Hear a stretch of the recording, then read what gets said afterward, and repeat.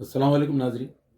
رمضان میں ہم قرآن کا بڑا اہتمام کرتے ہیں، بڑا خوشی کی بات ہے، لیکن یہ بات عام غلط فہمی ہے کہ رمضان میں قرآن پورا کرنا ضروری ہے۔ ایسا بالکل نہیں ہے۔ رمضان میں آپ بھلے ہی ایک سورہ پورا کیجئے بڑا، لیکن اچھے سے سوچ سمجھ کر اس کو پورا کیجئے، سمجھ کے اس کا مطالعہ کیجئے۔ جہاں تک نماز کی بات ہے، تراویح ایسی جگہ ڈھونڈتے ہیں جہاں 10 دن میں 5 دن میں ختم ہو جائے، نہیں، یہ قرآن کی بے ادبی ہے۔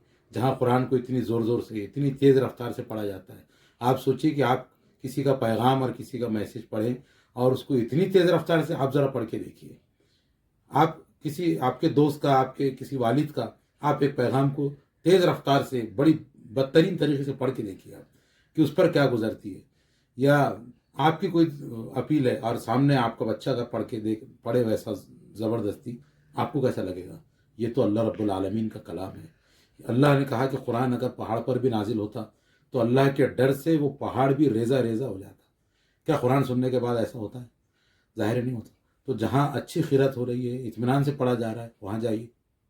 آپ کے پاس وقت نہیں ہے، کوئی بات نہیں، کوئی ضروری نہیں ہے کہ آپ جو ہے پورا قرآن مکمل کریں۔ یہ بھی یاد رکھیے کہ جو عشاء کے بعد تراویح پڑھتے ہیں، یہ بس ایک اجازت ہے، ورنہ تراویح تو یہ ہم بات کا لفظ ہے۔ رسول اللہ کے زمانے میں یہ ایسی تراویح نہیں پڑھی جاتی تھی۔ رسول اللہ صلی اللہ علیہ وسلم کے زمانے میں صحابہ کرام وغیرہ یہ تہجد کی نماز پڑھتے تھے۔ تو زیادہ بہتر وہ وقت ہے جس میں ہم سوتے ہیں، یعنی وہ تہجد کا وقت ہے، اس میں نماز پڑھیے۔ اس میں طاق عدد میں، طاق کو عربی میں وطر کہتے ہیں، یعنی جتنی پڑھ سکتے آپ پڑھتے جائیے، 2 2 رکعت، اس کے بعد 1 یا 3 سے پوری نماز کو طاق بنا دیجیے، وطر بنا دیجیے۔ یہ ہو گیا آپ کی تہجد کی نماز، یہی ہو گیا آپ کی تراویح۔ تو رسول اللہ صلی اللہ علیہ وسلم نے فرمایا کہ انسان کی سب سے بہترین نماز، افضل ترین نماز فرض کے بعد وہ ہے جو وہ گھر میں پڑھتا ہے۔ تو یہ آپ کو افضلیت کا بھی ثواب مل جائے گا اگر آپ گھر میں اس کو پڑھیں گے، گھر میں اہتمام کریں گے۔